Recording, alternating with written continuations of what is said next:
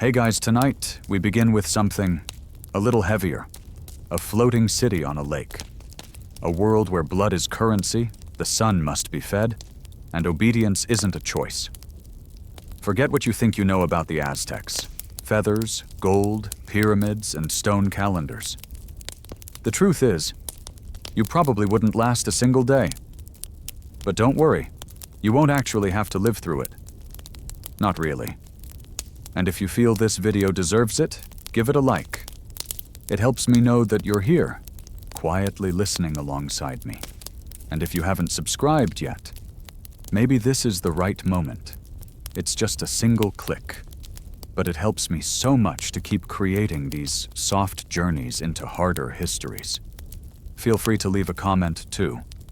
Let me know where you're tuning in from and what time it is there. There's something oddly comforting about knowing someone else is falling asleep at the same time you are. Now, dim the lights, and let's begin at sunrise in the city of Tenochtitlan, rising out of the lake. You didn't wake because you wanted to. You woke because the packed earth under your back had gone cold, colder than your body. That chill seeped through the flattened mat of reeds, slipped along your spine like a quiet reminder. The new day has begun, whether you're ready or not. Overhead, the ceiling of bamboo and mud remains dark. There are no windows to let in the light, just a few thin gaps for the morning air to sneak through, carrying the suspended moisture of the night and a trace of wood smoke still lingering. It doesn't bite. It hangs, like the scent of an old dream, half ash, half memory.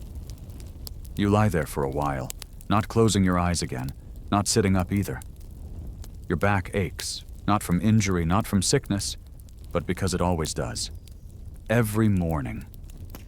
A pain quiet enough not to scream, but stubborn enough never to leave. Like time. Like duty. A conch horn sounds in the distance. Its voice rolls across Lake Texcoco like mist shaken from sleep. Long, slow, and old as the mountain watching the city below. It's the call of morning. No one needs to explain it. Everyone hears it, and everyone knows. Today, like yesterday, and like 100 days before, starts now.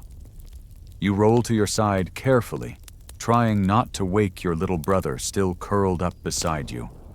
The rough cotton cloak brushes your skin, heavy and cold, like it too doesn't want to leave the night behind.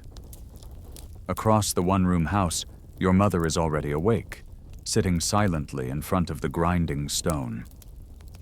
Her hands begin to move with a thoughtless patience. The soft scrape of wet maize on stone is like a lullaby, a sound that never left your childhood. This house, if you can call it a house, has only one space. No inner doors, no private rooms. Everyone sleeps on the same mats, pressed close, warmed not by walls but by body heat.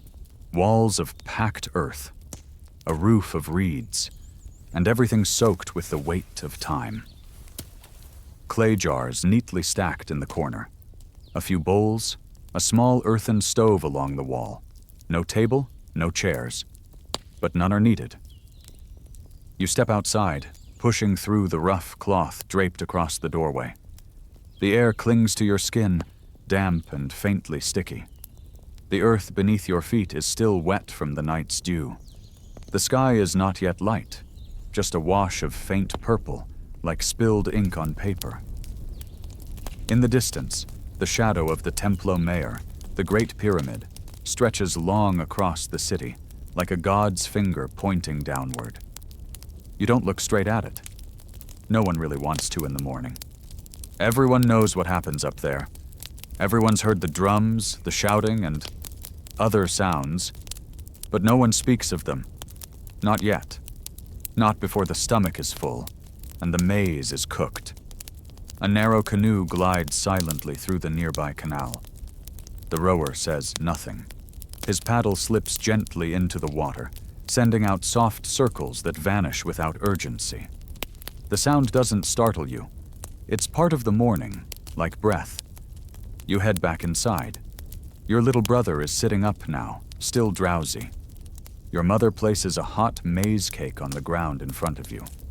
Warm, soft, plain. Maybe there are no beans today, or the salt is gone. But you don't ask. You just eat, like every morning. Beside you, the pot of Atali gruel is being reheated from the night before. The steam rises with a faint smell, like damp mesa mixed with ash. And you know, this is the scent of life. It's not delicious, it's not sweet, but it fills your belly just enough to face the hours ahead. No one speaks. No one needs to. Everyone already knows what today demands, just like yesterday. And tomorrow. Some tasks repeat so often, they stop being tasks and become air. Outside, the stone streets begin to echo with footsteps. Somewhere far off in the market, you hear the faint voices of merchants calling out. A rooster crows. Children squabble. The city is waking. And so are you. Not because you're ready, but because you don't have a choice. Here, time doesn't belong to you. It belongs to the gods, and the gods don't sleep in. The maize cake in your hand is soft in the center, dry at the edges, and dusted with a bit of ash from the stove. There are no beans today, but your mother has sprinkled on some crushed rock salt. Rare, but not precious. Like words at the breakfast table, used if present, ignored if absent. You chew slowly. It's a bit coarse, faintly warm. The maize dough had been soaked in lime water the day before, giving it a subtle sourness at the back of the tongue. At first, you hated that taste. But now it's part of your mouth, like your tongue, your teeth, or the silent prayers that whisper through your mind each morning. In the corner, the atoli pot still bubbles gently. You pour a serving into a small brown clay cup, chipped at the rim. Placing your hand on it, you feel the warmth sink into your fingers as though the fire still lives inside the thickened broth. It smells faintly of lime, a hint of mold from old maize, and the smoky aftertaste of forgotten embers. Not tasty, but full.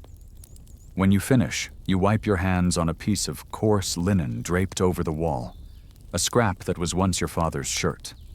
Washed so many times the fibers have forgotten softness. The cloth scrapes your skin like the dirt underfoot. Abrasive, but anchoring. Your house has no windows. The morning light filters through the bamboo walls, casting patches of dark and brightness like snake scales. Hanging from the wall are familiar items: a dulled stone knife, a woven basket with a crooked rim, and a wooden pestle for grinding chilies. Everything is old, not because you're poor, but because things are used until their shape is forgotten. You draw water from the clay jar into a small bowl and bend to wash your face. The water is ice cold, unscented, not pure, but clean. Clean not because it's dustless, but because it flows from a source gifted by the gods. Clean because you are allowed to wash, not because you are exempt from dirt. You take some ash from the hearth, mix it with water, and scrub your hands. The Aztecs had no soap, but they had ash. They had dirt. They had lake water and thorny plants, each with a purpose: to soften a smell, to loosen dust, or simply to make you feel you've done enough to call yourself clean. You sit for a moment, watching your little brother play with a hollow stick. He imagines it's a spear, a boat, a horn. You remember doing the same, before you realized that stick would someday become firewood, and firewood would become smoke. Your mother sweeps the floor with a bundle of grass tied together. There is no broom, no dustpan. The dust is gathered into a corner, where it remains until someone steps through and stirs it up again. No one really defeats the dust. They just negotiate with it daily. You flip your cloak from yesterday, loosely woven maguey fiber patched in places. Here, patches aren't shameful. Patches are continuation. Everyone has patches. Those who don't, they're either dead or very rich. Your body smells of smoke, sleep sweat, the ash left from yesterday, and a bit of wind. That particular scent only those who live in the city can carry, like the moisture from 100 canals and the breath of thousands. You don't feel dirty. You don't feel clean. You feel in between, like the stone road to the market, not a field, not a temple, but one that everyone must walk. In the distance, a hollow bamboo clapper rings, the signal for merchants to begin hauling their baskets to the docks. Your little brother giggles. Your mother ties up the maize. You stand, pull your tunic over your head, and step outside. No one tells you where to go. On the earthen wall beside the doorway, there's a handprint in dried mud from the last rainy season. Maybe it's yours. Maybe someone else's. It's darkened, silent, like you are now. No one remembers who left it. But it's still there. You step out, your bare feet meeting cool soil, warming slowly as the sun is not yet risen. But the people are. The city begins to stir. And so do you. Not because you want to, but because no one stays still for long. Here, people don't ask what you'll do today. They just listen to the sound of your footsteps. If there is still the sound of walking, it means you still belong to this world.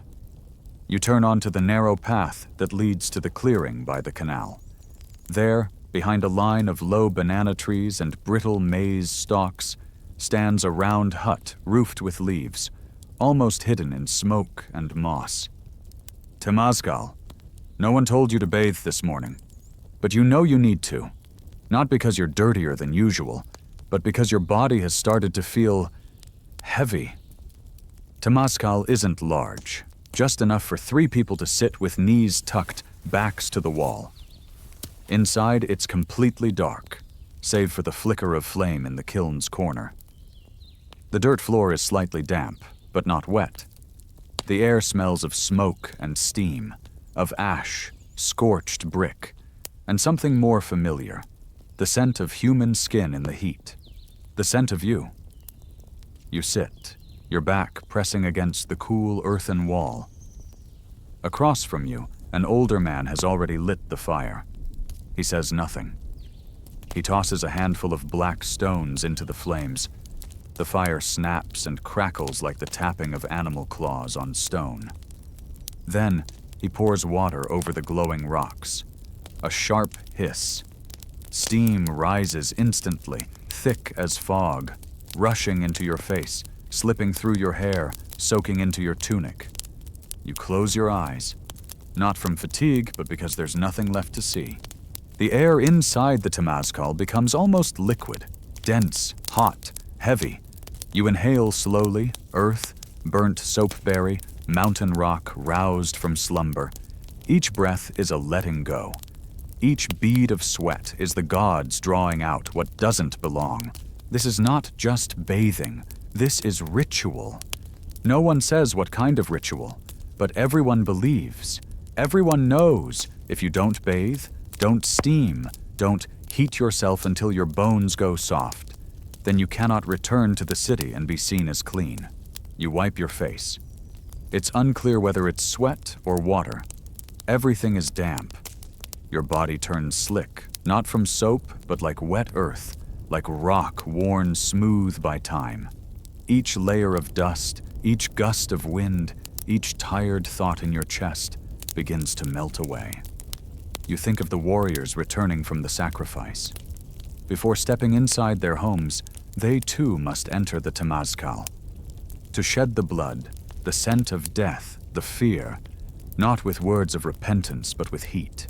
The gods don't ask to hear you speak. They only ask that you sweat correctly. Outside, a faint breeze slips through the cracks in the door. Moments later, the old man pours more water on the stones. The heat sharpens, like an invisible blade grazing your skin. But you don't flinch. You only bow your head and close your eyes. You receive. A branch of agave leaves is handed to you. You strike your back lightly, in steady rhythm. It doesn't hurt, but it's enough to stir the blood. Each strike like a drumbeat calling your soul awake. You sit there in the smoke, the sweat, the silence. You don't know how long. Maybe 10 minutes, maybe a century. Here, time isn't measured by the sun's shadow, but by how many times you've learned to endure. Finally, the man lifts the lid from the hearth. A gust of cold air spills in. You stand, your body shivering slightly from the contrast, and step outside. The sky is brighter now. The first light touches your skin. Not hot, but bright. And you feel changed. Lighter. Not clean like after rain, but clean like someone who's been allowed to re-enter the turning of life. You draw water from a clay jar and pour it down from your neck. The cold cuts through your hair, runs along your spine like a small snake, leaving a trail of shivers. But this time, you don't flinch. You welcome it. No one claps. No one looks at you with reverence. But you know, you've passed through a small doorway and stepped out the other side as someone made clean. Not by water, but by fire, ash, and silence. You put your tunic back on, the same rough cloth as yesterday. But it feels different now. Not because it's new, but because the one wearing it has changed. You turn away from the temazcal without looking back. You don't need to. The temazcal is not a place to remember. It's a place to forget. And you know, by evening, when the sun begins to lean, you'll return again. Not to bathe, but to return to your most intact form, a body shaped in the hands of gods and ashes. The stone road leading from your home is coated in the fine dust of yesterday. So many footsteps have passed that no grass has had time to grow. Footprints, rough wheel tracks, and a few broken feathers lie scattered. Still, like old memories no one bothers to collect. You shoulder the carrying frame. Inside are a few ears of maize, a handful of dried chilies, and a cloth your mother asked you to trade for salt. The frame is woven from maguey fiber, with bark padding at the shoulders. Not soft, but less harsh. The strap loops across your forehead, a method the Aztecs have used for generations. Here, people carry with their necks. They bear weight with their spine, not with complaints. You begin to walk. At first, the bundle feels light, but your back remembers the burden from the day before. It touches each vertebra like a quiet reminder. There is no such thing as a first day. Everything is continuation. Many others walk the same road. An older man carries a load of firewood. A young woman hauls a jug of water. A child clutches a small basket of eggs, walking briskly. All are quiet. No one talks, no one runs. Only the sound of footsteps mingles with steady breath, like the low drumbeat of a culture that has never stood still. At the fork by the canal, a group of Aztec warriors passes. They wear thick cotton tunics and feathered helmets. There are no bundles on their shoulders, only spears, shields, and eyes no one dares meet for long. They are not heading to war. They're patrolling, keeping order, or simply reminding everyone the cost of peace is never cheap. A child watches them, wide-eyed, then looks away, walks faster. They carry a bundle, too, a small one. Maybe lunch for their parents, maybe an offering, or maybe nothing at all, just a burden meant to introduce them to the role ahead. Here, people learn endurance early.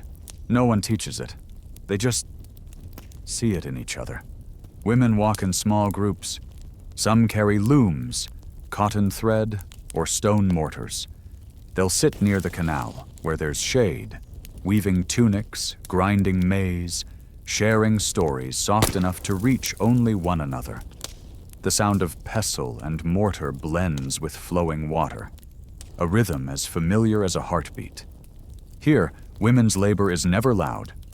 but it's in every thread of the tunic you wear, every bite of the bread you eat. No one thanks them, but everyone needs them. On the way to the docks, you see a group of children playing a stone-throwing game. Their laughter rings out, short, bright, then vanishes the moment they see adults passing. There are no schools, but there is learning. Aztec children are taught by watching, doing, and enduring. By the age of 5, you were already assigned chores: carrying wood, fetching water, drying maize, or simply not sitting idle. At a small plaza, a group is rebuilding a sunken stone step, damaged by the rainy season. No one wears a uniform, but everyone knows it's their neighborhood's turn. Once a week, each household must send someone to serve the public good, repairing canals, patching roads, cleaning temples. No one is paid. Service is duty, and if no one shows up, your household's name will be read aloud during the next offering ceremony. A shame deeper than any fine. You set your bundle down, your back straightens a little, but your shadow still curves against the stone. Like every shadow here, you'll enter the market. Trade chili for salt. Trade cloth for fruit. There is no money, only things for things. No one haggles, but everyone knows. What you offer says who you are. The warrior glances back at you. You don't bow your head, but you don't hold his gaze. Here, warriors are not just soldiers. They are the line between order and chaos, between ritual and routine, between belief and fear. You see an old woman carrying a sack of corn husks, larger than she is. Her eyes don't watch the path, but her feet don't stumble. You know she's walked this stretch 1,000 times, enough that her body remembers every stone. You keep walking. Your shoulders ache faintly. The strap leaves a red line across your forehead. But you don't complain. No one does. Because here, no one believes labor is unfair. It is simply part of what it means to exist. And your back, the back that has slowly curved with the years, is not carrying a bundle. It is carrying a role, a place, an invisible map that every Aztec bears from birth until the day they become ash in their final offering. You return from the market. The bundle is lighter now, but your back no less bent. The sun has risen higher. And for the Aztecs, the higher the sun climbs, the heavier the duty becomes. You pass through the central square. From here, the top of the Templo Mayor rises beyond the low rooftops. It's not especially tall, yet it makes you feel small. Not because of distance, but because of what's happening up there. A stone drumbeat echoes from the temple. Not fast, not loud, but steady, like a heart that belongs to no one and beats for the entire city. You don't look up, but your eyes have already pictured it. A priest in black-dyed cloth, his face painted red, stone blade in hand, preparing for the usual rite. You don't call it cruel. No one here does. Everyone simply knows. Sacrifice isn't an event. It is rhythm, like eating, sleeping, working, breathing, and dying. No one is shocked by blood. No one pauses at a scream. There is only the drum, the sound that keeps everyone in step. You pause beside a tree, not to watch, but because the strap across your forehead has slipped. You adjust it, eyes glancing past a dried streak of red on the stone path. Not fresh, but not old. Maybe from this morning, maybe yesterday. Children playing ball in the corner keep going. An old woman fans the coals beneath a small awning. A man passes with a heavy water jug, feet dusted in ash, shirt soaked with sweat. No one looks up. No one asks, why must this be? Here, no one asks, why? Only so that something can continue. And blood is what keeps the wheel from stopping. The Aztecs believe the sun rises each morning only because blood has been spilled. Not from the weak, but from the chosen, from prisoners, from defeated warriors. Sometimes even from the willing, who believe that in death, They will return as birds, as fire, or as companions guiding the sun through its long night. You once asked your mother as a child, "Why must someone die to keep the sun alive?" She didn't answer. She only said, "If you live without the sun, what kind of life is that?" From where you stand, a faint smell reaches you. Rusted iron, mingled with ash, and something vaguely salty. Maybe blood, maybe imagination. But it doesn't unsettle you. It simply reminds you, you're still alive. On the temple steps, a group of men carries a body, wrapped in dark banana leaves. They don't run. They don't bow their heads. They aren't silent or sorrowful. They move like you carry maize. Steady hands, right timing, never late. A woman walks past you, child in her arms, eyes fixed to the ground. Her lips are pressed together, not from fear, but from habit. Here, everyone learns to stay silent during sacred moments. No one breaks the drumbeat, not even with grief. You continue walking, a little slower now. Along the path, you see a young warrior sitting by a stone basin, washing his feet. He holds a torn cloth, scrubbing away the mud, but his eyes are fixed on the temple's peak. Not afraid, not proud, just remembering something that once was. Across the square, a group of students is learning the ceremonial dance. Barefoot, bareheaded, arms raised in rhythm with their teacher. No one smiles. Every movement is slow, deliberate, identical. As if they aren't learning to perform, but learning not to make a single mistake in front of the gods. By a low wall, you see carved symbols.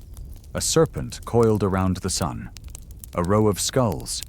The mask of the god Tlaloc. Wide eyes, pointed lips. They don't frighten you. You grew up with them. And they are like familiar faces. You don't need to recall their names to feel close to them. At the top of the temple, the drumming stops.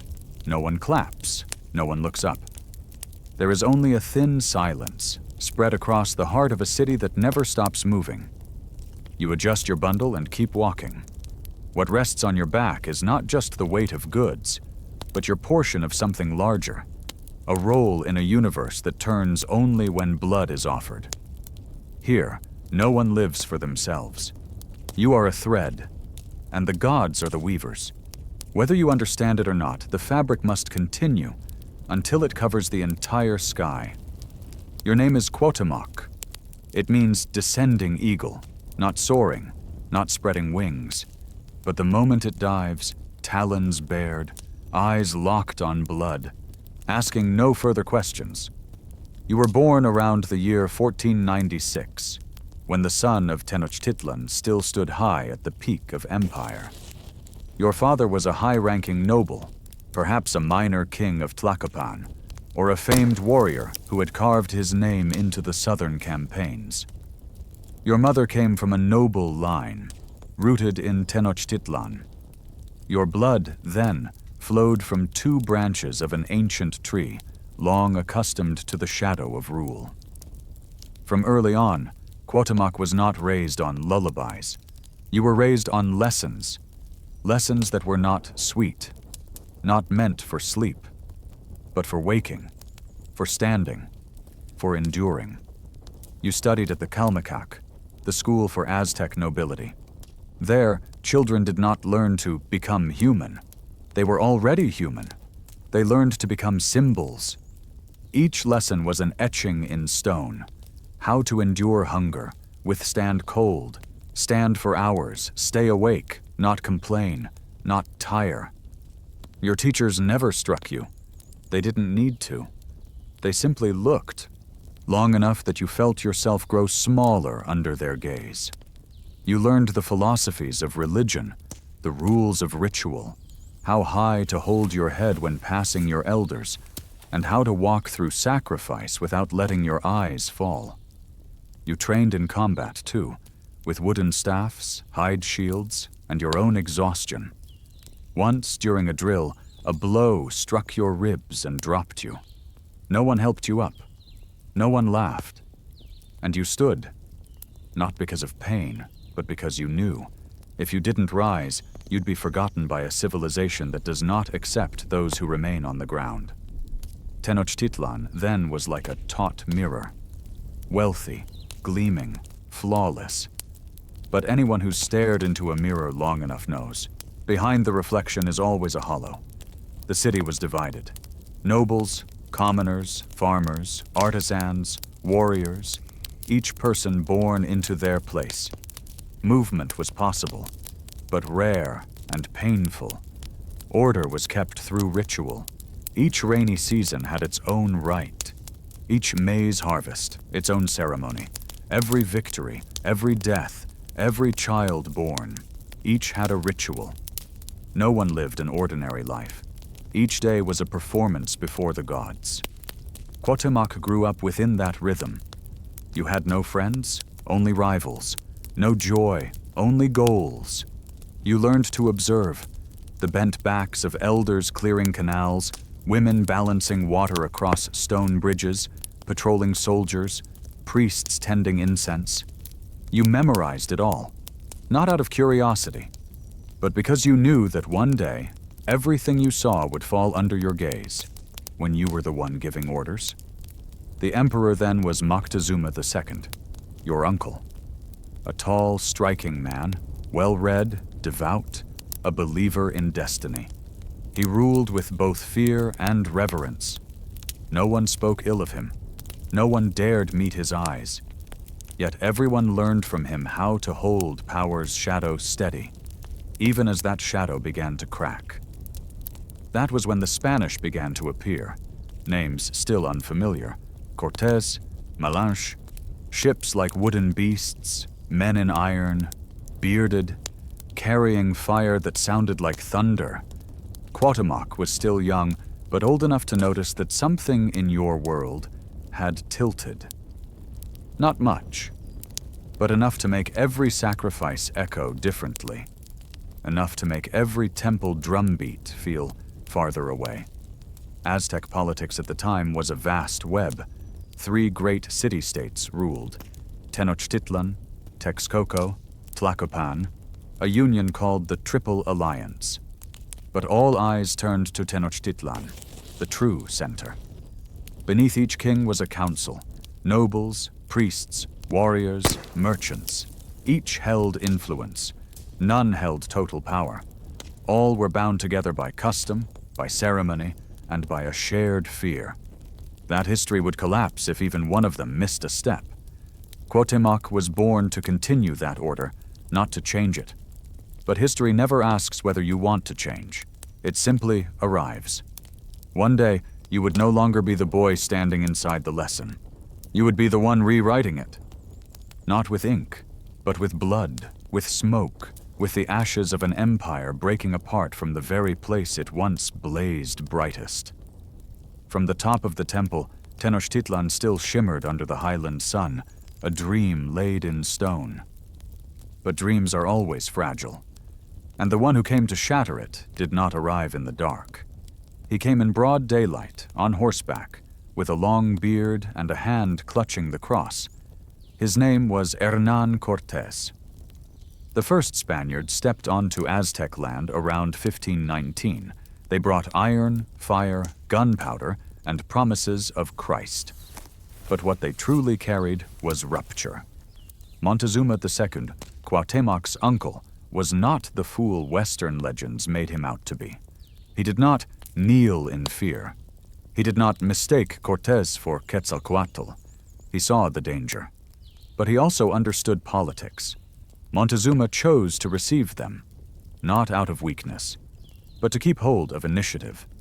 In a culture built on ritual, where every glance was a signal, bowing at the right moment preserved power longer than any strike. And Cortés, seasoned like one who'd survived among wolves, understood that. He smiled, accepted the garlands, ate the maize cakes, spoke broken Nahuatl, learned from Malinche, the girl who became his voice, trading herself for a sliver of safety. In the stone palace, Montezuma and Cortés sat together. No swords drawn, no shouting. They exchanged gifts, greetings, and glances.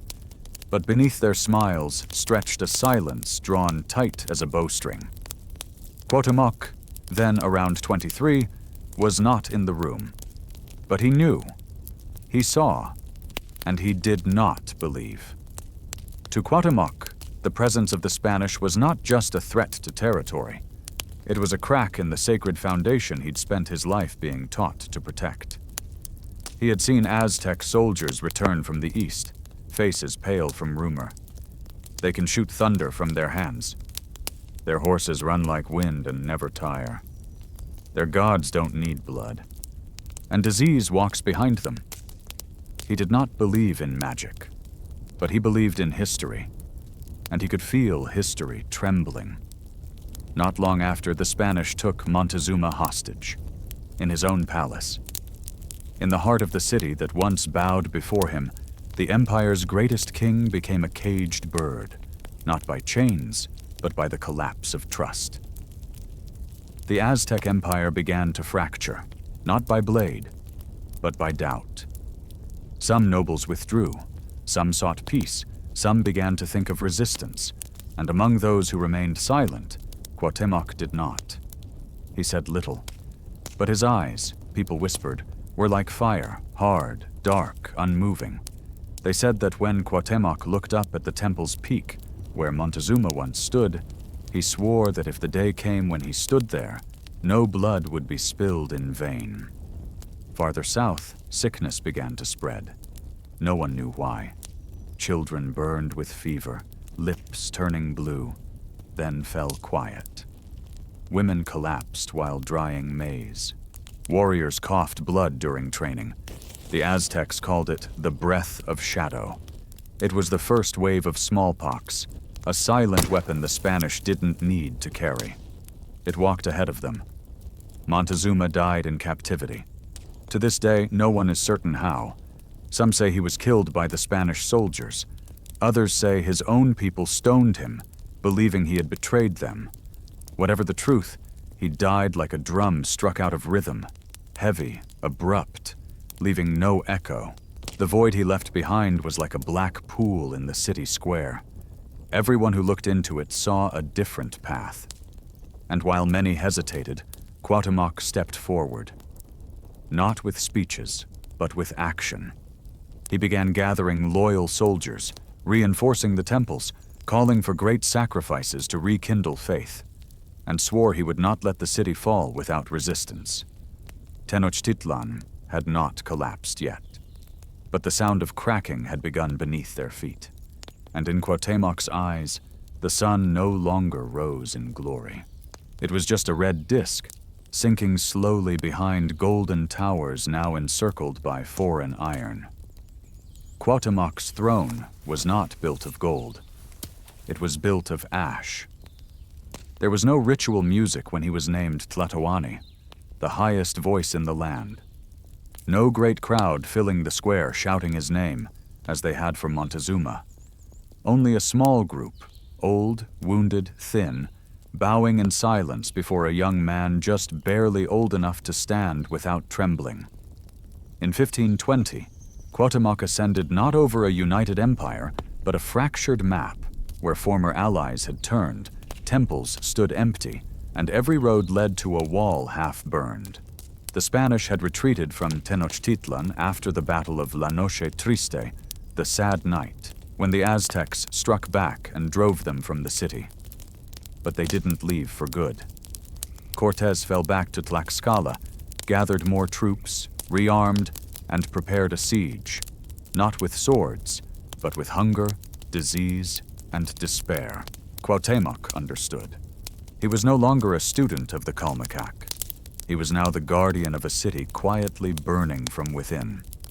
He ordered the canals fortified, rations distributed, bodies pulled from the streets and burned to stop the spread of sickness. Every choice was a blade cutting into what young humanity he still had. But he did not allow himself softness. Under Cuauhtémoc's command, Tenochtitlan became a fortress, no longer a capital of ceremony, but a labyrinth of collapsing streets ready to bury invaders, Temples were reinforced, spears reforged from melted idols. People shattered their bowls and sharpened the ceramic into blades. Nothing was sacred anymore, only what could kill. In May 1521, Cortés returned, his army now a patchwork of Spanish soldiers, Tlaxcalans, Otomi, Totonacs, and other peoples who had once bowed to the Aztecs, but now came for revenge. He besieged the city from 3 fronts, with warships, with cannon, and with those who once called themselves brothers. The canals were blocked, the causeways destroyed. No food came in, no water. But Cuauhtémoc's gaze never left the peak of the temple. Each morning he appeared, standing in the square, no weapon, no guards, only himself, so that the people who remained could see. He had not fallen. In the early days, the Aztecs fought fiercely. They fired arrows from rooftops, threw stones from alleys, ambushed soldiers with terrain they knew by heart. Cortés could not advance, but disease didn't need to. It was already there. Smallpox returned, stronger. Children no longer ran. Women no longer sang. Every morning was crying. Every night, groaning. Temples filled with black smoke. Offerings for rain, for life, for hope. Things that had long since departed. Still, Cuauhtémoc did not yield. He pulled back street by street, burned bridges, torched warehouses, held each block like it was the final breath. Some said he grew so thin he no longer looked human. Some said he no longer spoke, only watched. But no one dared say he was afraid. And then, after 3 months, Tenochtitlan began to fall. Not in an explosion, but like a drum stretched too long, beaten until the hide split and could no longer sing. Walls crumbled, homes burned, corpses filled the canals, and the Spanish warships rode into the heart of the city. On August 13th, 1521, Cuauhtémoc was captured trying to cross the lake in a small canoe. Cortés himself asked, "Are you their emperor?" He gave no answer, only extended his hand, stiff as dry wood, and said, "Take your knife, end it. I have done my part."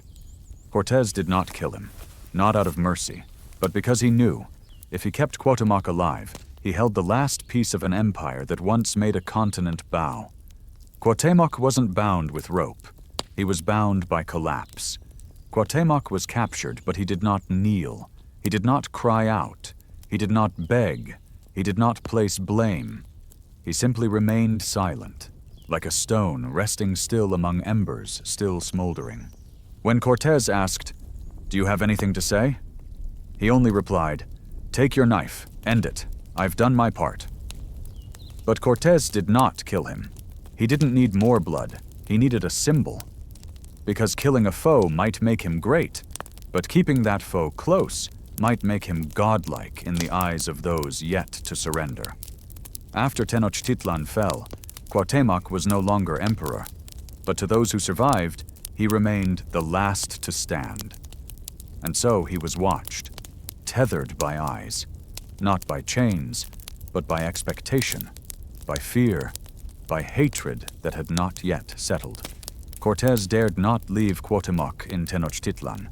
He brought him along, like a living seal, through the Spanish campaigns to the south. Cuauhtémoc passed through Oaxaca, through dark, damp forests, through villages never touched by Aztec shadow, places he had only heard about in old soldiers' stories or seen on hand-drawn maps.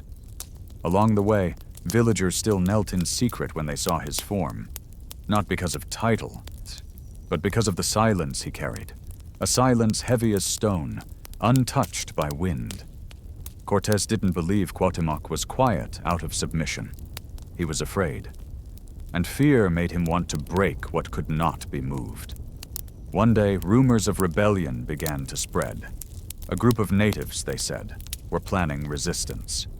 Cortés suspected the only man who could still inspire revolt must be him. And so, the torture began. Not in the night, not hidden in shadow, in broad daylight, before all, as if to remind them that the one who once shook the heavens now trembles in the hands of the conqueror. Cuauhtémoc was bound. Cortés ordered his feet to be burned with boiling oil, a classic Spanish method of torment. He did not scream. He did not cry. He only turned his head to his fellow captive and whispered, "I lie now on the bed of pain, and so do you. Endure it." No one knows what his eyes looked like in that moment. No one dared meet them. Some say they were closed. Others say they stayed open until the end. But all agree. Not a cry. Not a plea. Afterward, Cortés found no proof of rebellion. But Cuauhtémoc's silence only made his unease grow deeper. The young man's presence was a reminder that conquering a land is not the same as conquering its soul. In 1525, deep in the jungles of Tabasco, on yet another campaign of expansion, Cortés felt whispers tightening around him, rumors of resistance, swords being sharpened, native gods awakening. And like all conquerors throughout history, when fear could not be explained by politics or faith, he chose the oldest answer: kill. Cuauhtémoc was executed, no trial, no tribunal. Before the forest, in the rain, hung from a broken tree, like a god suspended, offered to hawks. No one wrote down his final words. No writer was present. No Aztec historian remained alive. Only wind, rain, and a story passed down like a sorrowful song with no refrain. But centuries later, the people of Mexico still remember the name Cuauhtémoc, on coins, on statues, in school books, not because he won, but because he did not kneel. In a world where all things are rewritten by the victors, there are silences louder than gunfire. And among the ashes of the Aztec Empire, they still speak of the eagle that descended, not in flight, not in glory, but in that final moment, when its talons still held fast to the earth. No more city, no more temples, no more stone roads connecting Tenochtitlan's canals. What remains is wind and memory. No one knows exactly where Cuauhtémoc was buried. There is no grave, no marker, no national funeral. Only a few brief lines in Cortés's journals and the quiet whispers of elders who lived long enough to remember. But strangely, the things not written down tend to outlive ink. Cuauhtémoc never became legend in Spanish history books. For centuries, he wasn't even named as the final emperor in official records. But in the minds of Mexico's native people, from the dry highlands to the deep jungle villages, his name was whispered again and again, like a murmur that never fades. Cuauhtémoc, the eagle that descended. Not the eagle soaring in radiant myth, but the one who chose to land, claws sunk into bleeding earth. Mexicans didn't need to be taught to remember him. They remembered in folk paintings, in stories passed down during the grinding of maize, in the voice of a grandmother braiding a child's hair, saying, "Long ago there was a man who refused to kneel." In the 19th century, when Mexico fought for independence from Spain, the name Cuauhtémoc rose again, not as a fallen emperor, but as a symbol of unbroken will. Revolutionaries like Miguel Hidalgo, Benito Juárez, and later Emiliano Zapata invoked Cuauhtémoc as the spirit of a people once buried alive, but never rotted. Streets were named after him, coins stamped with his face, a monument raised along Reforma Avenue, where modern traffic flows day and night, but none can escape the cold, unflinching gaze of that stone face. There is something deeply Mexican in the image of Cuauhtémoc.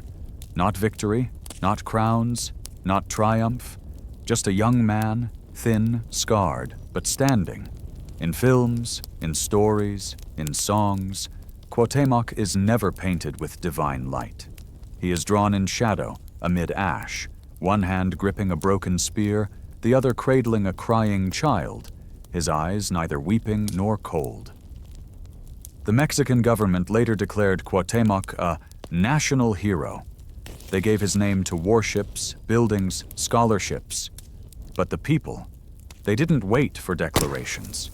They honored him in other ways, naming their children after him, calling him El Último Sol, the last sun, and falling briefly silent whenever someone mentions the year 1521. Cuauhtémoc is the kind of lesson no school teaches, but every Mexican child knows. That they may defeat you with fire, with steel, with disease, with a foreign god. But as long as you do not kneel, they have not truly won. Today, if you walk through Mexico City, where the heart of Tenochtitlan once beat, you'll see fragments that remain. Ancient stones tucked among new concrete. Streetlights planted over the foundations of the Sun Temple. And somewhere, an old man selling maize cakes, his hat worn thin, his back bent, but his eyes bright as he tells his grandson about a king who did not beg even when his feet were set on fire. Today, many schools in Mexico hold small commemorations on August 13th, not to mourn a defeat, but to remember resilience.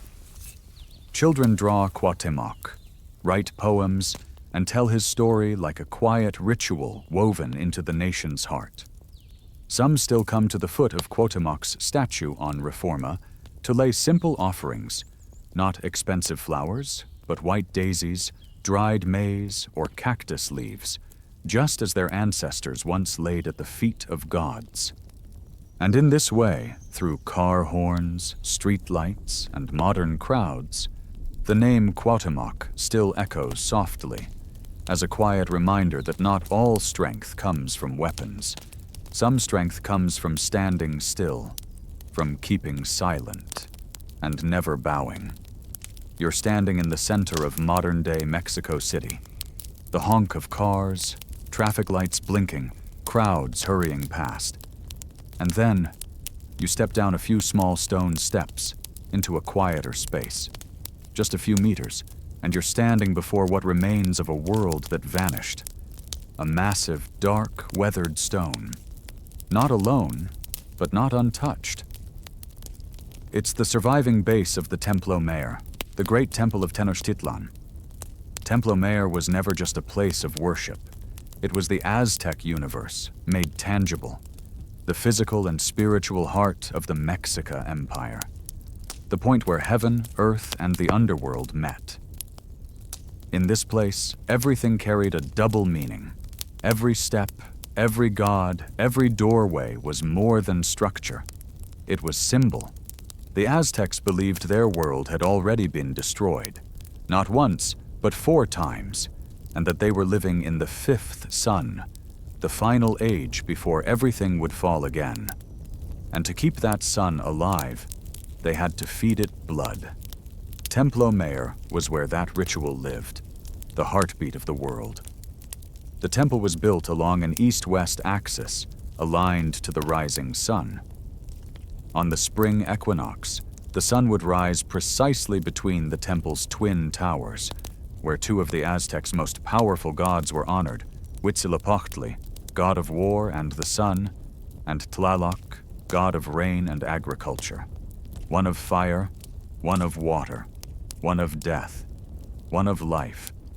And between them, human beings climbed those stone steps, carrying the rhythm of their own hearts. The structure was a massive trapezoidal form. The Aztecs had no wheels, no steel. But with their hands, with timber and belief, they laid a foundation of basalt strong as the horizon itself. Over time, each ruler added a new layer, a new temple built over the last. At least 7 layers have been uncovered, like rings of time folded atop one another.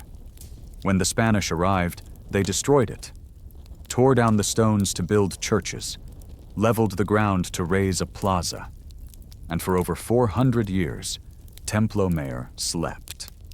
Until the 1970s, when a utility worker laying sewer pipe struck a large circular stone carved with the dismembered body of a woman.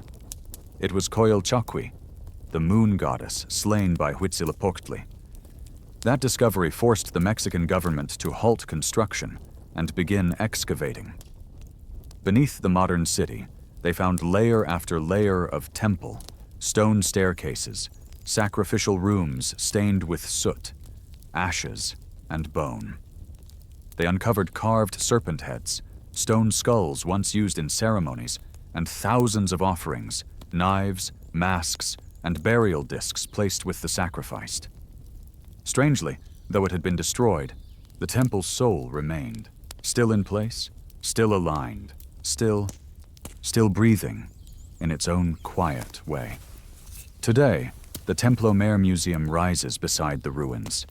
Visitors can walk along the exposed stones, peer down at ancient foundations, then enter a darkened room to stand before the statue of Quetzalcoatl, Mother of the Gods. She stands nearly 3 meters tall, carved from a single block of stone. Her body is a knot of writhing serpents. Her feet are eagle talons. Quetzalcoatl is not beautiful.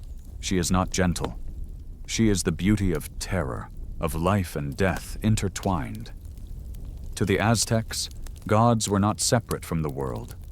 They lived in soil, in stone, in the light that filters through temple cracks. Templo Mayor, then, was never just architecture. It was a reminder that the earth itself is alive, and we are its blood. Today, among the glass towers of Mexico City, you'll still see school children visiting the temple. They don't flinch at the serpent statues. They don't shy from the images of blood. Because to them, this isn't brutality. It's memory. The memory of a world where life and death were simply two faces of one truth. And Templo Mayor still stands, without triumph, without radiance, only silence, breathing quietly beneath the ground, like a heart that no longer beats, but never left. You know, some voices don't need to rise to be heard. Some memories return without words. And some discoveries, though made of no gold, can shake the entire world. Templo Mayor had long been buried, under churches, under the central plaza, under concrete and centuries of silence. But in 1978, a worker digging a drainage trench along Guatemala Street suddenly struck something. A large round stone, carved with strange flowing lines. When archaeologists arrived, they realized it was an image of Coyolxauhqui, the moon goddess, slain and torn apart by her brother, the sun god. A powerful figure, ritualistic, gruesome, and sacred. That discovery was a summons, and all of Mexico heard it. The Mexican government was forced to halt all construction in the city center. A special archaeological team was created, the Proyecto Templo Mayor. And so, for over 40 years, excavations have continued, digging through time, through earth, through stone, each layer revealing another fragment of what was lost. They uncovered at least 7 temple layers stacked atop one another, each marking a reign, a solar cycle, a breath of the gods. But that was only the foundation. What truly shocked the world was what lay buried beside it. In a 2015 dig, researchers unearthed a series of deep ritual pits, lined with stone, ringed in black bricks. Inside were the bones of hundreds, mostly young men, many still bearing the precise chest incisions of heart extraction sacrifices. Beside them were sacred animal remains, black jaguars, snakes, crocodiles, placed with care, as if guarding something divine. They found small stone effigies of gods, jade masks with solemn faces, and marble eyes hollowed so deeply they seemed to gaze at the living from the other side. And then, they discovered something no one had dared believe. The Tzompantli, the wall of human skulls, long dismissed as legend, was real. It was built of hundreds of actual skulls, set into rows with lime mortar. Between each layer ran wooden rods, once used to thread the skulls and display them like sacred ornaments. This was not a place of punishment, not a burial site. It was a place of reverence, where each skull was not a corpse, but a prayer, written in blood, To modern eyes, the Tzompantli is terrifying, but to the Aztecs, it was a loop of life. Death laid bare, so the sun would see, so the gods would remember, so the cosmos would keep turning. And it wasn't only people. They uncovered stranger offerings still, shells from seas far to the south, volcanic stones from the highlands, corn husks dried and shaped into tiny figures, thousands of star-shaped obsidian blades, still blackened with ash, tools once held in sacred hands. In a 2020 dig, they discovered a statue of Mictlantecutli, lord of the underworld. It stood just knee-high, hidden in a stone recess beneath a side temple. Its face was skeletal, with sunken eyes so deep they seemed to whisper names. But what chilled the team most was its hollowed-out belly, an empty cavity once filled with something, now gone. What once lay in the belly of the god of death? Who placed it there? And why was it taken? No one knows. Only an old wind still threads through the cracks, carrying the faint echo of a forgotten rite. Deeper still, they found the remains of yet another altar, a spiral of more than 600 broken obsidian blades, surrounding a deep cavity filled with fossilized blood and ash. When the director of the project stepped down into the pit, he only sighed and said, "We're not just digging soil, we're digging memory, and memory can cry." Even now, excavations at Templo Mayor continue, and with every layer removed, we step closer to a world that modern science cannot explain with formulas, only feel in silence. A world where stone still speaks, bones still tell stories, and the wind still carries the scent of something sacred, long gone. Have you ever heard of the Wall of Skulls, the Tzompantli, as a symbol of savagery? A wall lined with real human heads, stacked in rows, left to bleach under the sun like brutal trophies? Perhaps that's how many Western accounts have described it. But when you come closer, truly close, and stand before it as a human, not a scholar, not a judge, you begin to see something else. You no longer see violence, you see ritual. Tzompantli, in Nahuatl, simply means row of skulls. It wasn't built to intimidate, it was built to remember. Imagine you are an Aztec, living in the 15th century. Each day, you pass the great plaza before the Templo Mayor. There, in the morning light or the blood-tinged glow of dusk, are hundreds of human skulls, arranged neatly on wooden poles or stacked into stone walls. You don't flinch. You don't see gore. You see a cycle. Because each skull there was a mark of exchange. The Aztecs believed the sun could only rise each day if it was nourished by life. Every sacrificed heart, every severed head, was not for bloodlust, but to keep the world turning. The Tzompantli was where the sun could see, and for that the dead were remembered, not as victims, but as keepers of the flame. In 2017, when archaeologists dug deeper into the northern sector of Templo Mayor, they found at least 3 Tzompantli, not legend, but real. One of them, nearly 5 meters tall, 11 meters across, was named the Huey Tzompantli, the Great Wall.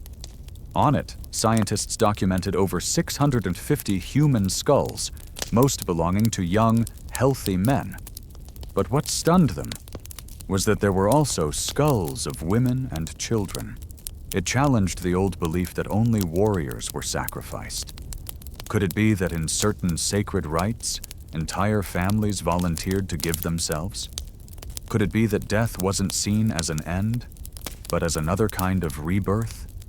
The skulls were arranged in layers, set with lime mortar. Some still bore the bored holes through their temples, where wooden rods once threaded them, lifting their gaze skyward. But the Tzompantli was never left in shadow. It was always placed where sunlight touched first, near the temple of Huitzilopochtli, the god of sun and war. There, the souls of the dead became the light of day. Many modern scholars call it a barbaric image. But archaeologists in Mexico counter, barbarity is not in the form, it's in the purpose. And if the Aztecs sacrificed to preserve life, then the Tzompantli was not an instrument of cruelty, but a wordless memorial. The Spanish once wrote about it in horror. Bernal Diaz, who traveled with Cortés, claimed to have seen thousands of skulls. But even he, in another passage, admitted that the Aztecs did not kill for pleasure, but by sacred law. There's one detail that few notice. The Tzompantli was never hidden in darkness. It stood where crowds passed, where it would be seen, where it would be remembered. A reminder, we live because others died for us to live. And seen that way, the Tzompantli becomes something else, not terrifying, but achingly profound, a symbol of the price paid for light. Today, at the Templo Mayor Museum, a section of the Tzompantli has been reconstructed, not for shock, but so modern Mexicans can step closer to a truth once buried and distorted. Visitors often fall silent. Some turn away, some cry, some simply stand and watch, not because they see death, but because they feel the trust of those who gave themselves. The Tzompantli is not meant to frighten, it is meant to be remembered, because each skull upon it is a story told with flesh and bone, and we, the living, need only listen in silence. If you've ever thought of death as an ending, to the Aztecs, it was only a transition, temporary, necessary, and deeply honored. No one in Tenochtitlan believed this life was the only one, and no one believed death was the worst thing that could happen. To them, death, especially the right kind of death, was the only way to keep the great cycle of life turning. The Aztecs believed the world had been destroyed 4 times before, not by humans, but by the exhaustion of the universe itself. The first world was drowned in floods, the second burned by heavenly fire, the third was torn apart by wild beasts, and the fourth collapsed into eternal darkness. They lived in the 5th sun, the final cycle. And this cycle, according to legend, could only continue if humans fed the sun with their own life. Sacrifice, then, was not a crime. It was a cosmic duty, a sacred burden carried only by those strong enough and brave enough to bear it. Imagine, you don't live to survive. You live to offer your body to the God who gave you light, food, and seasons. Those who died in sacrifice, if the ritual was done properly, didn't descend into the underworld.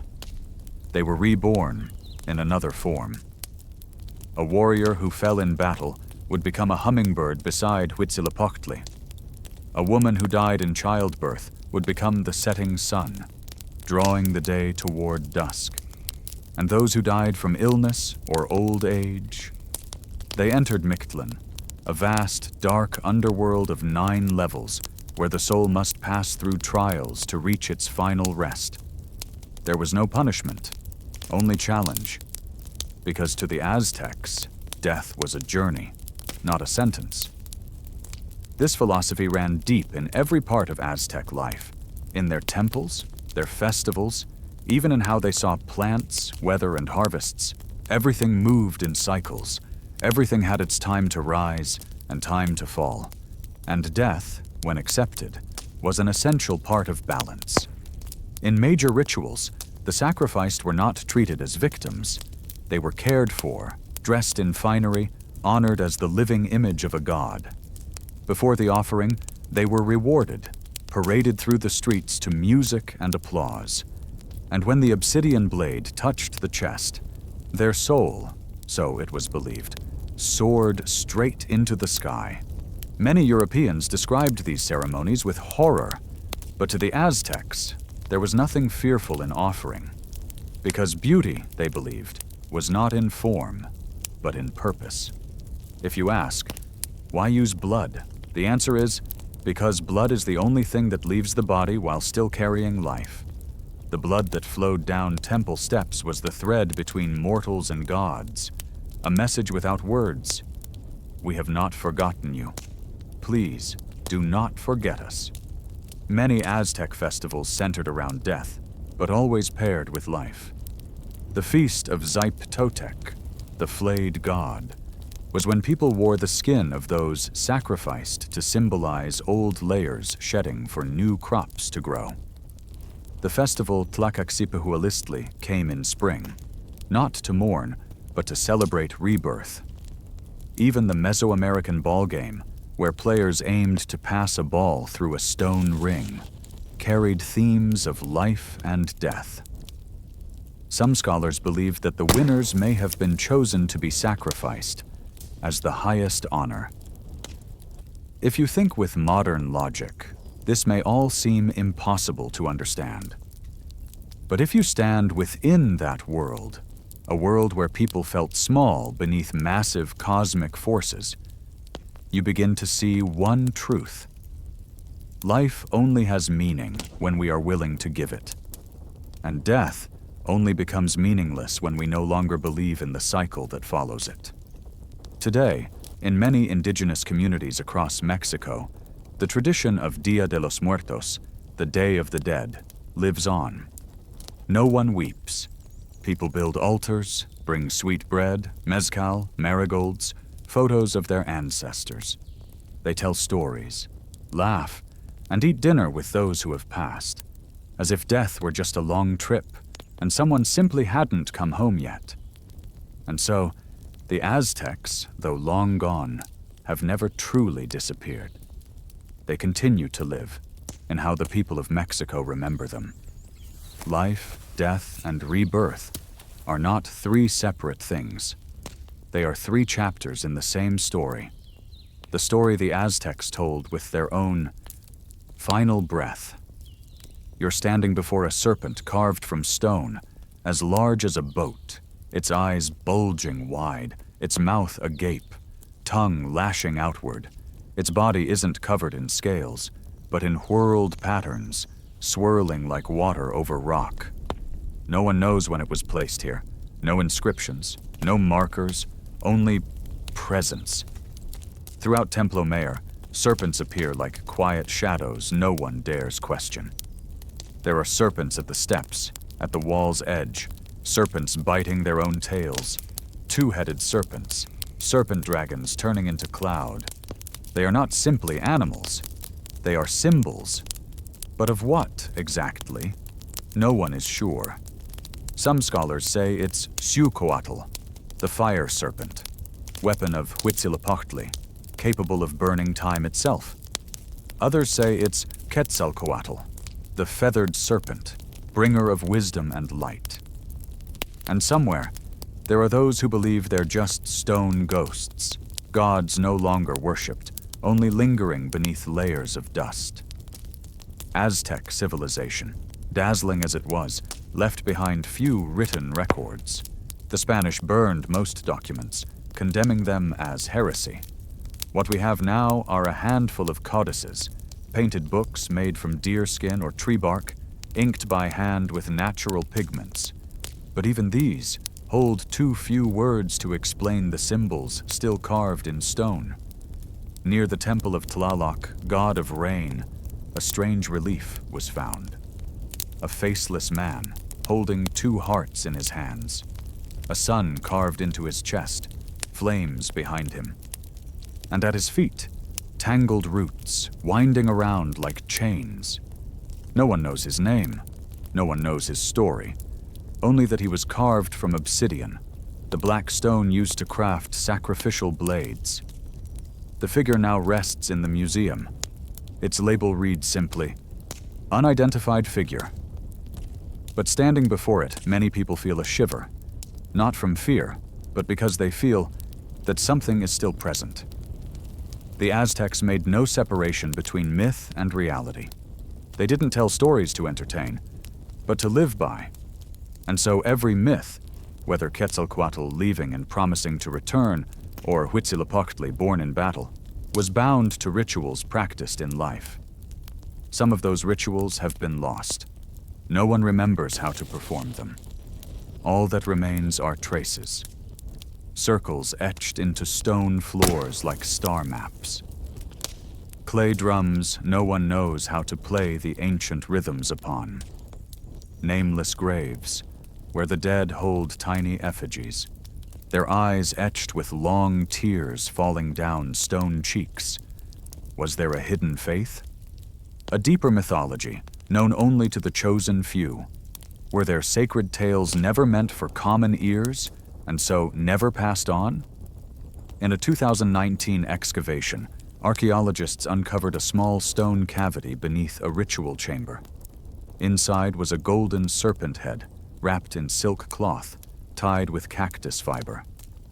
There were no gods, no remains, just the serpent head, facing east toward the rising sun. When they brought it into the light, they saw it resembled no known deity. It had two mouths, one larger, devouring the smaller one within, as if the serpent was eating itself. No explanation has satisfied, and the museum curator simply wrote on its label, "Unidentified ritual symbol, possibly linked to cycles of time." Strangely, the deeper we dig into the past, the fewer words we find. Because the Aztecs did not leave behind history in the Western sense. They didn't write who did what, where, and when. They left behind traces for those with eyes to see and hearts to feel. And perhaps not every question is meant to be answered. Because sometimes an unknown symbol is really an invitation, an open conversation waiting to be entered. Among the crumbled stones, you might come across a serpent curled tightly, its eyes fixed on you. You won't know its name. You won't know which god it served. But maybe it's waiting for you to remember something you once knew, before you forgot.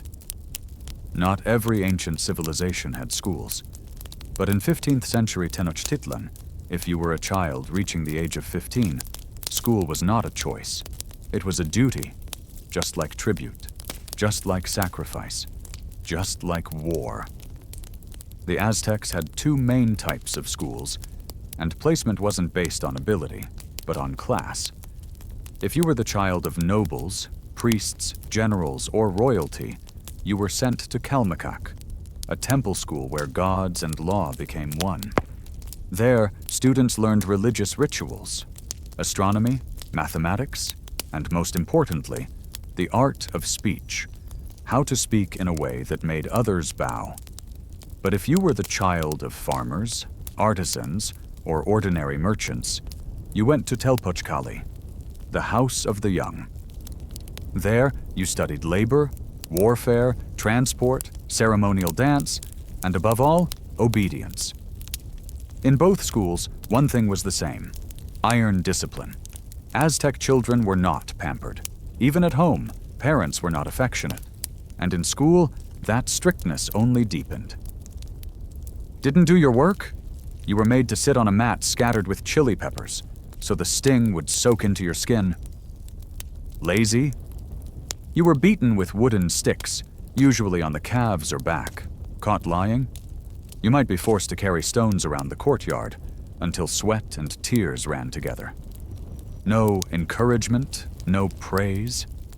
Because for the Aztecs, education wasn't to develop the individual, but to forge a cog that fit perfectly in the empire's machine. At Kalmakak, students rose before sunrise. They had to clean the gods' statues, memorize prayers, map the stars, and learn how to speak words that never wasted breath.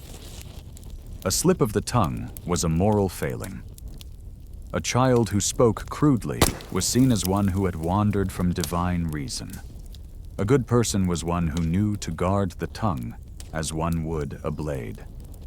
At Telpochkali, the day began with hauling wood, sweeping the temple, or pulling straw for warriors in training.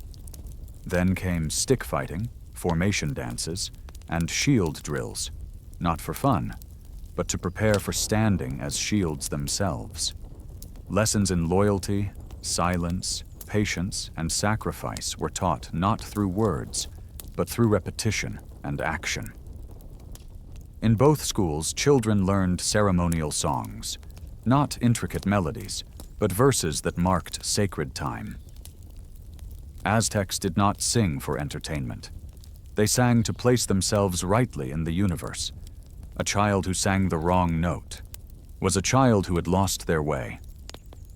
Aztec women weren't allowed into formal schools, but at home, they learned to weave, prepare offerings, keep the ancestral hearth burning, and most of all, to teach well.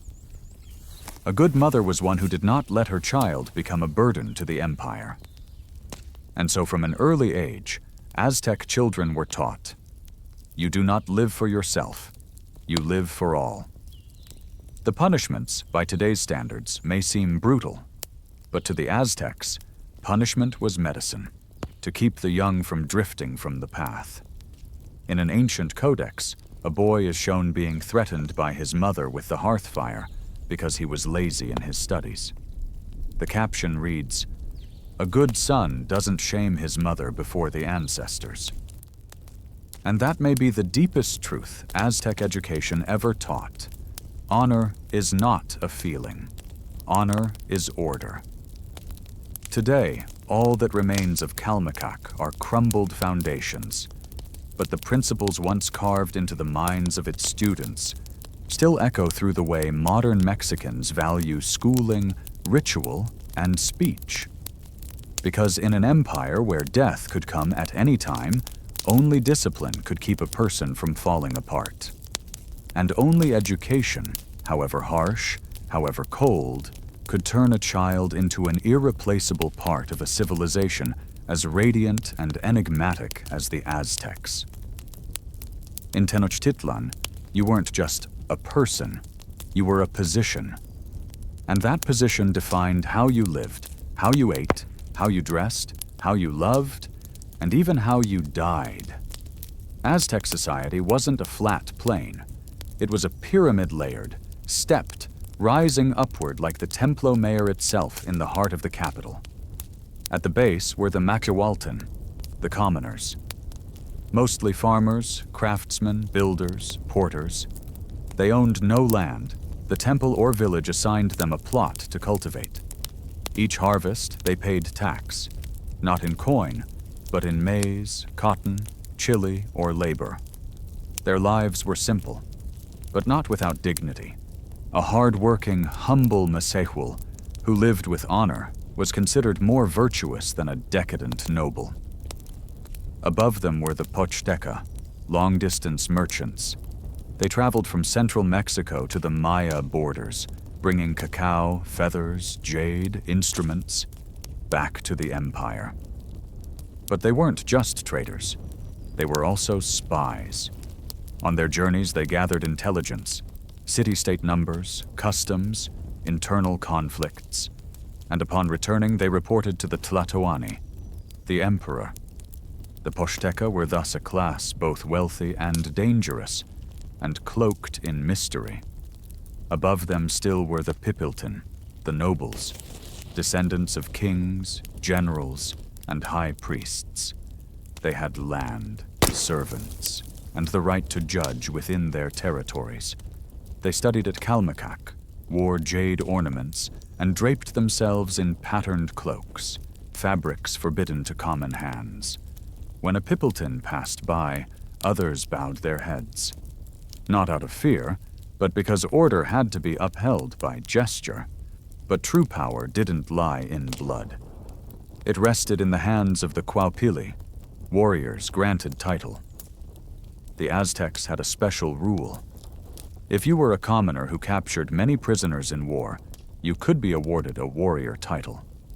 Each rank had its own name, its own uniform: jaguar warrior, jaguar skins, fanged helmets, eagle warrior, eagle-feathered capes, beaked headdresses, otantin, elite fighters, short spears, first into battle. A Cuaupili didn't need noble birth, but could marry into nobility, own land, and enter the council. They were the only ones who could climb the ranks, but the price was blood, wounds, and absolute loyalty. At the very bottom were the Tlatlacotan, the slaves. They weren't enslaved by race or tribe. They became slaves through debt, punishment, or war. A debtor who couldn't pay could sell themselves. A criminal could be sentenced to servitude for a time. And war captives, if not sacrificed, were sold. Yet even slaves had rights. If they worked well and had a fair master, they could be freed. And no one was allowed to kill a slave at will, because they still lived under law. At the great festivals, you could see all classes gathered, but never mingled. Mesehuel wore coarse cloth, sitting in the sun. Pipiltin rested on stone benches, shaded by canopies. Pochteka walked in line, bearing fine tribute. Quaupili stood at the center, untouchable. Tlatlacoten stood at the edges, hauling water, keeping order. The whole society moved like a song scored in pitch and harmony. If one voice sang out of place, the song fell apart. But if you asked, could someone change their place? The answer is yes, but rarely and painfully. Only great valor, or extraordinary virtue, could lift someone to a higher tier. And a single misstep could send a noble down to commoner, or even slave. So in Aztec society, to live wasn't just to survive. To live was to hold your place. No one could speak up without rank. No one could touch sacred feathers without title. No one could look a general in the eye without standing bloodied on a battlefield. It may sound harsh, but in an empire of war, gods, and ritual, order was the only thing that kept people from unraveling. And hierarchy, however rigid, was how everyone knew who they were and who they were not. In the Aztec world, power wasn't just something you had, it was something others had to see. And the Aztec elite, nobles, priests, high-ranking warriors, understood this more than anyone. You might see them standing in the central square.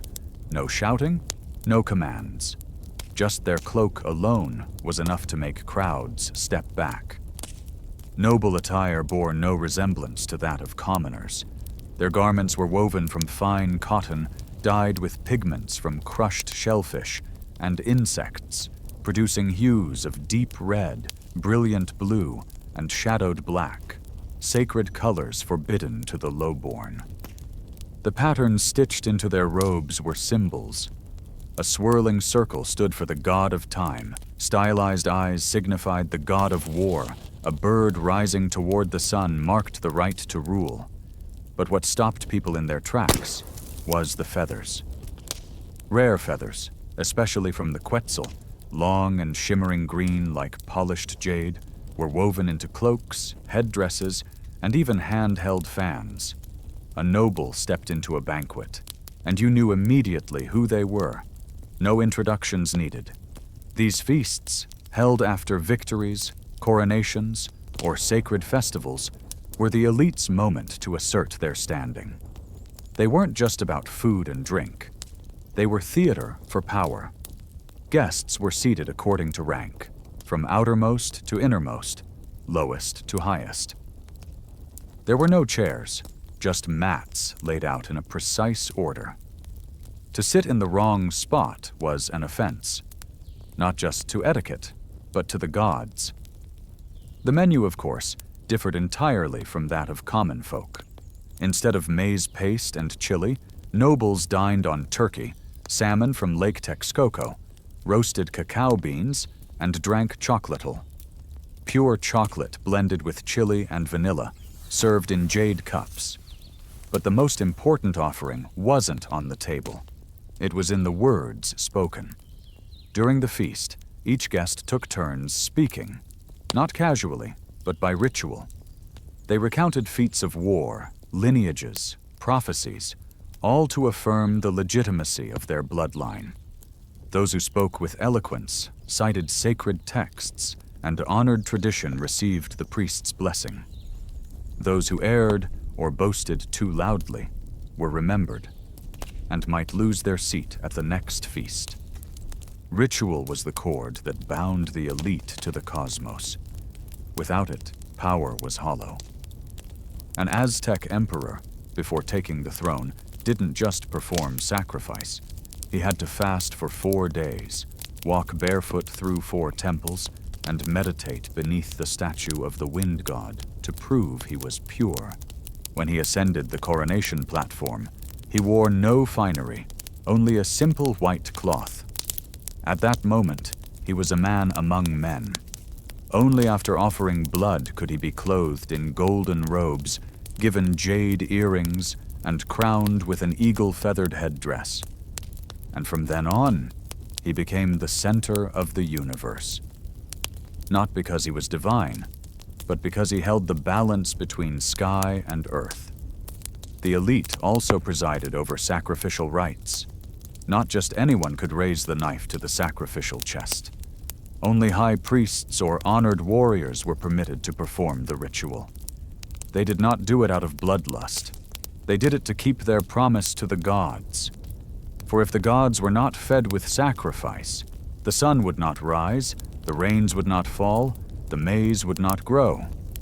And if that happened, the blame lay with the elite. So even with power, they bore a sacred burden. A noble who failed in ritual could be stripped of title, exiled, or choose to take their own life. In the year-end ceremony, the flaying of the captive, the victorious warrior had to wear the flayed skin of the sacrificed for 20 days, symbolizing rebirth. It was not a triumph.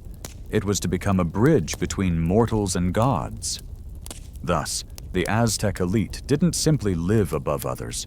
They lived between worlds, between people and gods, between law and myth, between glory and death.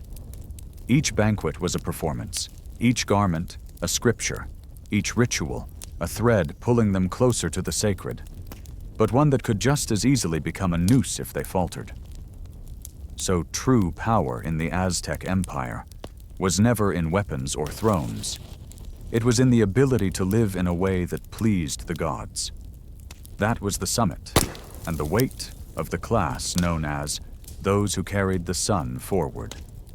In the Aztec Empire, you weren't governed by the sword alone. You were held in place by words from the ancient ones. The Aztecs called their legal code Huehuetlatoli, the speech of the elders. It wasn't carved into stone like in Rome. It wasn't divided into written chapters like in China. It was memorized, spoken aloud, and passed down from one generation to the next. Aztec children learned the law before they even knew how to write. Stories told of liars being banished from the village, of maize thieves forced to fast for 4 days, of nobles who struck a commoner, punished with twice the severity of any peasant. Aztec law was not forgiving, but it was clear. Roughly 80 categories of crime were recorded in surviving codices, from minor laziness to grave offenses like blasphemy. And punishment wasn't just about the wrongdoer. It aimed to restore balance that had gone astray. A simple example. Steal a bundle of corn? You might be sentenced to enslavement by the victim. Lie in court? You'd be shaved bald, covered in ash, and left under the sun for 3 days. Commit adultery, especially against someone of high rank? You could be stoned to death. But Aztec law wasn't rigid. It allowed for redemption. If you took a life unintentionally, you could avoid execution by offering yourself as a sacrificial victim in a festival. No one demanded you die in silence, but you had to die the right way. And when you stepped onto the stone altar, head held high, your death became atonement. The Aztec justice system had multiple levels. Villages judged lesser crimes. Cities held higher courts, overseen by nobles. Federal cases, like treason, were brought before the Tlatoani, the emperor. And uniquely, priests participated in sentencing, because in Aztec thought, law and God were not separate. A thief didn't just harm society, he angered the gods. A liar distorted not only truth, but the flow of cosmic order. Thus, punishment wasn't just a price to pay, it was a form of purification. For this reason, the law was stricter for nobles. A commoner who struck someone might be sentenced to labor. But a Pippleton, a noble, doing the same could be beheaded. Because the higher you stood, the heavier your fault. The closer to the gods, the fewer the excuses. One line from the Codex Mendoza reads, "The mistake of the lowly is but a thorn, but the mistake of the noble is a wind that topples the temple." To the Aztecs, punishment may have been a fear, but that fear was what held society together. You didn't cross the line because you knew you were watched. You didn't conspire because the gods were always listening. You didn't rebel because every deviation had sacred consequences. There were no modern prisons, no lifelong sentences. Every wrongdoing had to be resolved quickly, either by redemption or removal. And strangely enough, this severity helped create a society with almost no petty theft. In Aztec markets, a buyer could set goods on the ground and return hours later without loss. Sellers named a price once, no haggling, because a person's word was their honor. If caught cheating, a seller would be banned from the market and marked with ash across the face forever. Control didn't come from high walls or armed guards. It came from the shared belief that every act was recorded by the sky. Every discord disrupted the sun's rhythm. And if too many fell out of line, the world itself would fall. So the Aztecs lived as if divine eyes were always watching. No cameras, no paperwork, just a faith that justice was not merely human law, but heavenly law. And that is why, though the Aztec Empire did not last long, it maintained an order that still stuns historians today. An order upheld by swords, by rights, by blood, but above all, by a sacred fear carried quietly in every heart. You survived. A single day in Tenochtitlan, the capital of the Aztec Empire. You woke to the scent of roasted maize, to the sound of paddles slicing softly through the canal's clear water. You worked, bent low to sow seeds, wiped down the temple steps, listened to the drums beating from afar like the heartbeat of the city itself. You saw the temples, not merely places of prayer, but peaks where heaven touched the earth. You saw blood, not as something grotesque, but as the red thread that keeps the cosmic wheel turning. You heard the name Cuauhtémoc, the man who did not kneel when all had fallen. You stepped past stacked skulls, not as trophies, but as reminders. Everything comes with a price. You understood why people believed the sun needed blood to rise, why children were punished with chili, not to cause pain, but to leave a lesson, why nobles could not wear crimson unless they had passed through ritual, and why a mistake was not just an error, but a shift away from heaven's order. One day, just one day, and now you're breathing, and now, no more smoke from the temple, no more wooden gongs summoning the chosen, no more priestly eyes watching as you step out of line. You lie in your bed, soft mattress, clean sheets, no cold stone beneath, no heavy woven cloth rough with feather dust, no one forcing you to carry water before dawn, no one counting your every misstep during a sacred chant. You are living in another world. And maybe you'll think, perhaps I was strong. I made it through a day. In an empire of blood and ritual, I did not fall. But then you wonder, would I want to live one more day there?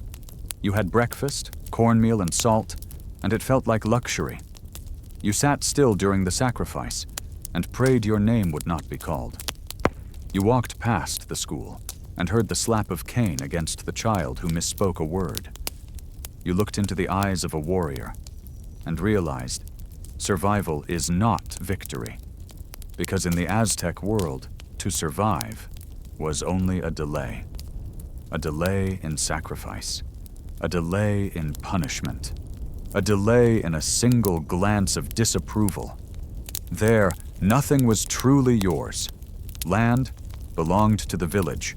Sweat belonged to the gods. Memory belonged to the ancestors, and your body could be called for at any moment.